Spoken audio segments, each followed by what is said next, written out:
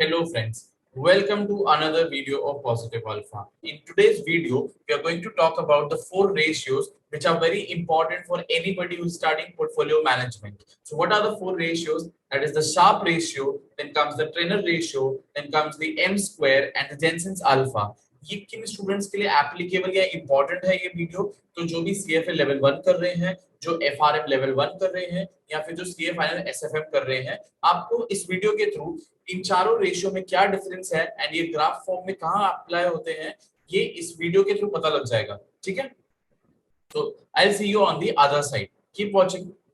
सो हम आज का वीडियो स्टार्ट करते हैं and before starting I like to request you कि अगर आपको ये वीडियो पसंद आता है, अगर आपको ये वीडियो इंफॉर्मेटिव लगता है, तो please like, share and subscribe करना मत भूलिए because that motivates me. Okay, so हम स्टार्ट करते हैं शार्प रेशियो के साथ. पहले मैं शार्प रेशियो की इक्वेशन लिखूंगा एंड देन हम शार्प रेशियो को ग्राफ फॉर्म में देखेंगे कि ये कहां से डिराइव हुआ है. ठीक है, so sharp ratio is basically the expected return of a portfolio minus RF divide by sigma p minus 0. ये पहली बात कहां से आया है, तो हम पहले उसके लिए देखते हैं हमारा ग्राफ. सो हमने इस चैप्टर के बिगिनिंग में आपने कहीं ना कहीं जो है कैपिटल अलोकेशन लाइन प्लॉट करना सीखा होगा. तो कैपिटल अलोकेशन लाइन को अगर आप प्लॉट करते हो एंड अगर आप उसका स्लोप निकालते हो, ठीक है, तो स्लोप कैसे निकालते हैं पहले हम वो देख लेते हैं. तो किसी भी लाइन का स्लोप हमेशा होता है y2 minus y1 divide by x2 minus x1.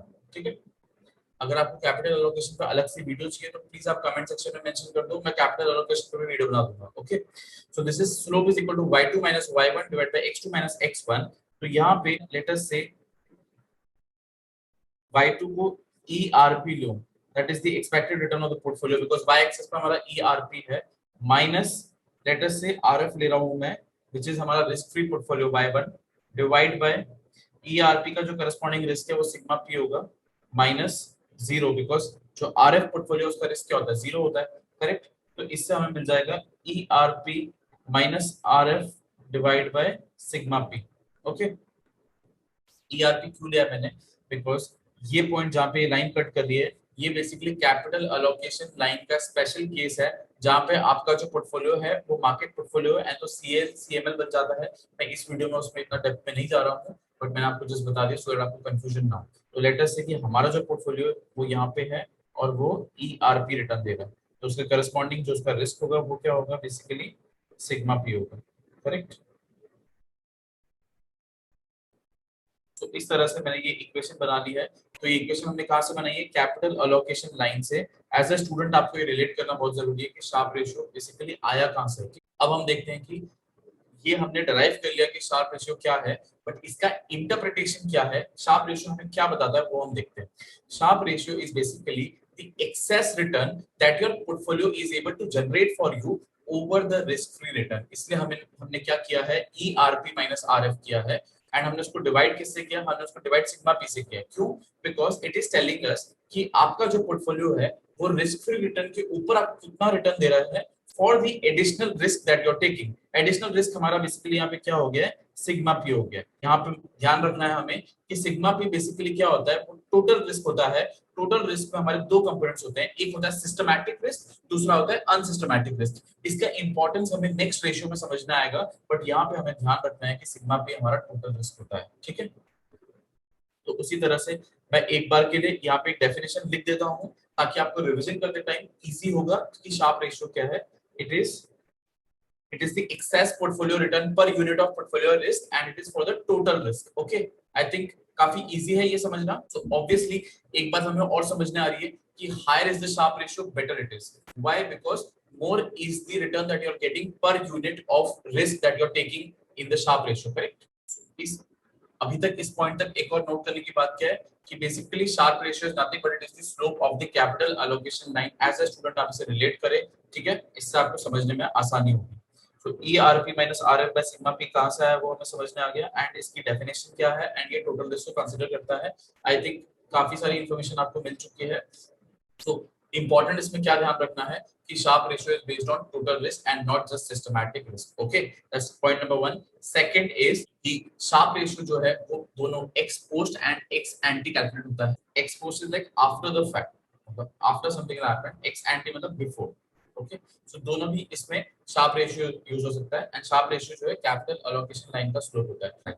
अब ये बेसिकली मेरा सीएमएल हो जाता है, क्योंकि ये सीएमएल क्यों है, because CML is a special case of capital allocation line, जहां पे मेरा जो पोर्टफोलियो है that is the market portfolio, but obviously मैं यहाँ पे मल्टीपल कैपिटल एलोकेशन लाइंस बना सकता हूँ, जैसे कि मैं आपको स्क्रीन पे बना के दिखाता हूँ। तो इस तरह से आप अलग अलग कैपिटल एलोकेशन लाइंस बना सकते हो, बट ऑब्वियसली हमारा जो स्पेशल केस है CML वो मैंने यहाँ पे यूज किया है। तो आई होप आपको शार्प रेशियो क्लियर होगा। शार्प रेशियो हमारा कैपिटल एलोकेशन लाइन से बनता है, उसका जो स्पेशल केस है वो कैपिटल मार्केट लाइन है। अगर आपको इस रेशियो में डाउट है तो प्लीज आप मुझे कमेंट सेक्शन में बताइए, मैं capital allocation line, capital market line, SML, SCL सब पे वीडियो बना दूंगा, ठीक है। अब हम मूव करते हैं किस पे, ट्रेनर रेशियो की तरफ।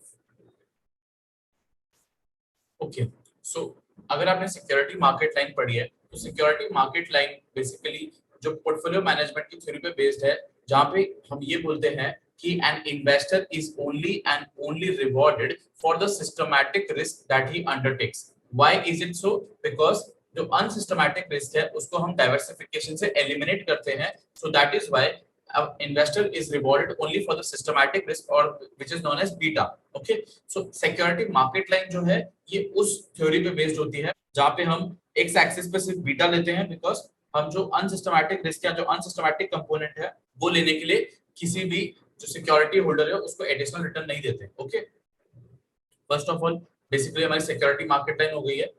सो इसके आगे से हमने क्या प्लॉट किया है, हमारे पोर्टफोलियो का रिटर्न। तो ट्रेनर रेशियो में क्या होता है कि हम सेम ERP माइनस RF करते हैं, बट उसे हम डिवाइड कर देते हैं बीटा पी से। अब बीटा पी बेसिकली क्या है, it is only the systematic risk component. Again slope of the line जैसे मैंने आपको पिछली बार बताया कि it is y2 minus y1 divide by x2 minus x1। अब तक आप समझ गए होंगे स्लोप ऑफ द लाइन कैसे निकलती है। तो इस केस में अगेन यहाँ पे आप समझ लीजिए कि आपका जो सिक्योरिटी है या पोर्टफोलियो है उसका रिटर्न मैंने RP ले लिया। तो यहाँ पे मैंने RP, यहाँ पे मेरा RF which is y2 minus y1, RP minus RF divide by beta p हो गया। तो this is nothing but it is the slope of the security market line. Trailer ratio is nothing but the slope of the security market line। ये बात हमें समझने आना बहुत ही जरूरी है, ठीक है। यहाँ पे आपको सिर्फ और सिर्फ आपके सिस्टमैटिक रिस्क के लिए रिवॉर्ड किया जा रहा है। इसका एक एग्जांपल भी बता देता हूँ मैं आपको। फॉर एग्जांपल लेटर से आपने एक सिक्योरिटी ली है यहाँ पे, ठीक है।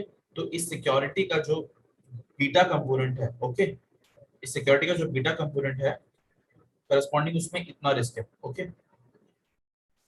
लेटर से उसका जो टोटल रिस्क है उसमें कुछ एडिशनल अमाउंट ऑफ रिस्क भी होगा जो इस बीटा में कैप्चर नहीं हो रहा है। तो मैं यहाँ पे एक छोटा सा डायग्राम बना लेता हूँ जहाँ पे मैं दिखा रहा हूँ कि जो सिस्टमैटिक रिस्क है, okay, beta is the systematic risk, वो इतना एरिया है, ठीक है। सो this is my beta, but इसके ऊपर एक अनसिस्टमैटिक कंपोनेंट भी है जो हमें इस वीडियो में इस ग्राफ में अभी हमें नहीं दिख रहा है, बट लेटर से यहाँ पे आपका अनसिस्टमैटिक कंपोनेंट है सच दैट ये मिला के आपका सिग्मा बन रहा है, ठीक है। तो कैप सिक्योरिटी मार्केट लाइन में क्या हो रहा है कि ये जो अनसिस्टमैटिक कंपोनेंट है इसके लिए आपको किसी भी तरह का रिवॉर्ड नहीं मिल रहा है, क्योंकि अगर आपने डाइवर्सिफाई नहीं किया है तो टेक्स्ट के हिसाब से वो आपकी प्रॉब्लम है, because it can be diversified and it can be eliminated, so that is why it is not rewarded। तो हम यहाँ पे अनसिस्टमैटिक रिस्क के लिए आपको किसी भी तरह का रिवॉर्ड नहीं देते हैं, किसमें, ट्रेनर रेशियो में। आई होप ये कंसेप्ट भी क्लियर होगा। नेक्स्ट जो है हम मूव ऑन करेंगे Jensen alpha and M squared पे। Thank you so much for watching this video. बाकी के दोनों कंपोनेंट्स जो है मैं नेक्स्ट वीडियो में कंप्लीट कर दूंगा, and I hope you really like the video, and if you like the video please give me a like, share and a subscribe, and जितना हो सकता है इसे शेयर करो अपने फ्रेंड्स के साथ जिन्हें भी पोर्टफोलियो मैनेजमेंट के बेसिक कॉन्सेप्ट्स में डाउट है। एंड अगर आपको और कोई भी डाउट हो तो आप डेफिनेटली कमेंट सेक्शन में डालिए एंड मैं उस पर भी वीडियो बनाऊंगा, and you are free to discuss it. Okay, thank you so much for watching the video. Thank you and bye bye.